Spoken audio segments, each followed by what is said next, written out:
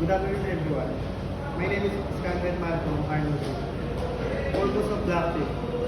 The goal of blockchain technology is to eliminate for central authority by providing a transparent and safe means of recording data and transactions. Peer-to-peer. Transactions are made possible security is yet stronger with the use of encryption.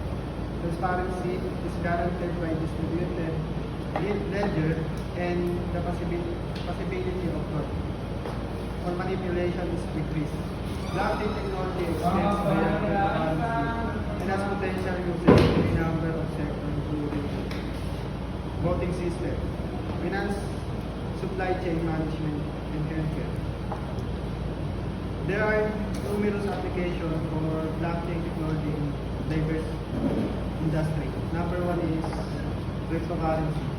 Blockchain is the most commonly used in cryptocurrency such as Bitcoin, Ethereum, which provides the foundational technology for safe peer-to-peer transactions. Number two, supply chain management. Blockchain technology offers transparency and traceability by tracking the flow of items. Along the supply chain, this lesson slows counterfeiting and guarantees the authenticity